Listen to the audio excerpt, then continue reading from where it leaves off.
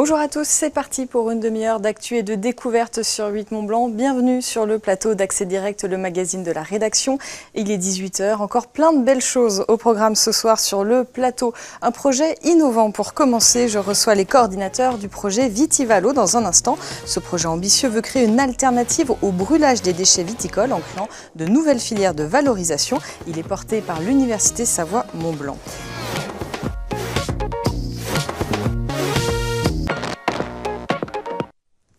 Bonsoir à tous les deux. Alors, Grégory Châtel et Christine Piot, vous êtes, je l'ai dit, coordinateurs du projet Vitivalo de l'Université Savoie-Mont-Blanc. Vous êtes tous les deux chercheurs au laboratoire de chimie moléculaire et environnement de l'université. Alors, ce projet Vitivalo, il est né d'une forme d'obligation. Depuis la fin du mois de décembre 2017, un arrêté préfectoral a interdit le brûlage à l'air libre des déchets agricoles, donc des déchets viticoles, pour réduire les sources de pollution. Ça n'existait pas, ce questionnement sur le brûlage des déchets avant cet arrêté? Alors, avant cet arrêté préfectoral, les services de qualité de l'air travaillent sur toutes les sources d'émissions de particules fines. Et il se trouve que parmi ces sources d'émissions, on a aussi le brûlage à l'air libre qui a été interdit dans un premier temps pour les particuliers et ensuite, donc dans un deuxième temps, depuis décembre 2017, pour aussi les activités agricoles, dont la viticulture. Et je suppose que cet interdit il pose problème notamment aux professionnels parce que qu'est-ce qu'ils font du coup de leurs déchets? Aujourd'hui, c'est assez difficile parce qu'il n'y a pas vraiment d'alternative. Alors, ça va dépendre de quel type de déchets on parle. On a des déchets type sarment dans les vignes, mais on a aussi toute une activité de pépinière viticole où on a des déchets qui sont particuliers, qui sont pas raffinés avec de la terre et qui sont plus difficiles à éliminer. Les pépinières viticoles, c'est l'élevage de pieds de vigne? Je ne sais pas si on dit oui, ça on peut dire ça comme ça. Il faut savoir que la Savoie est le premier producteur de plants de vigne en France. Donc il y a une vraiment grosse activité qui est située plutôt vers Fréterive, qui en fait du coup fournit ensuite des pieds de vigne, des plants de vigne à toute la France. Alors ce projet du coup, il a quelle ambition? L'objectif c'est quoi? L'objectif, on va dire, c'est d'abord de trouver des solutions. C'est parti, à la base, c'est un projet scientifique. Donc nous, on est chercheurs à l'université. On a en fait deux compétences complémentaires. Donc Christine est plutôt sur la qualité de l'air, moi plutôt sur la valorisation de la biomasse. Et on s'est dit, ben là, il y a un contexte. Et qu'est-ce qu'on peut faire? Donc on est allé un peu à la rencontre des professionnels, des territoires, et essayer de voir ce qu'on pouvait mettre en place.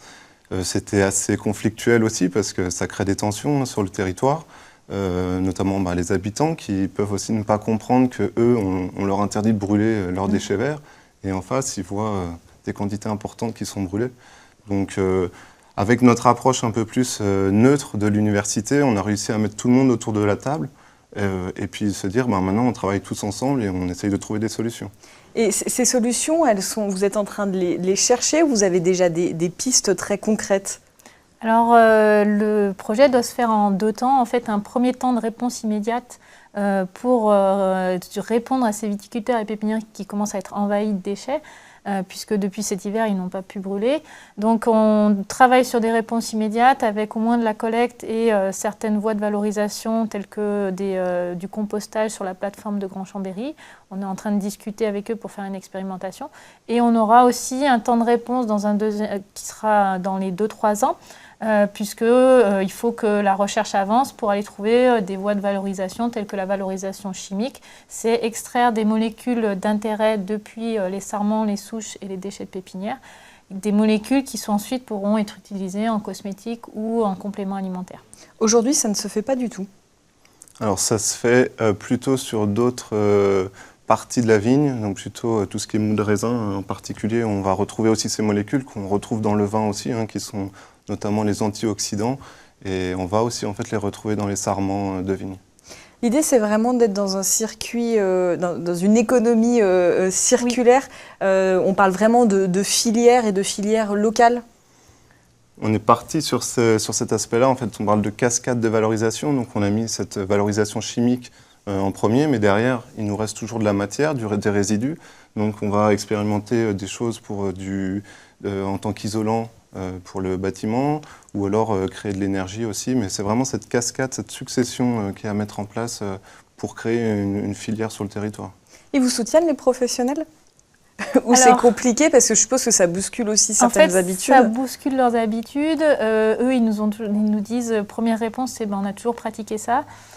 Donc on les amène à des changements de pratique. Il y a tout un volet communication avec eux pour les inciter à participer au projet. Et c'est vrai qu'on a senti une forte mobilisation là, des acteurs, notamment via le syndicat des vins de Savoie et le syndicat des pépiniéristes viticoles, qui nous ont beaucoup aidés à rentrer en contact avec les acteurs de la viticulture pour les sensibiliser. Et maintenant, on arrive à bien travailler avec eux, puisqu'on a réalisé une enquête pour évaluer les gisements disponibles de déchets.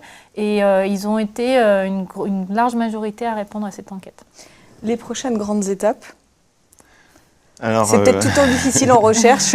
Mais... C'est ça. L'une des principales premiers combats, c'est en fait trouver des financements pour cette recherche.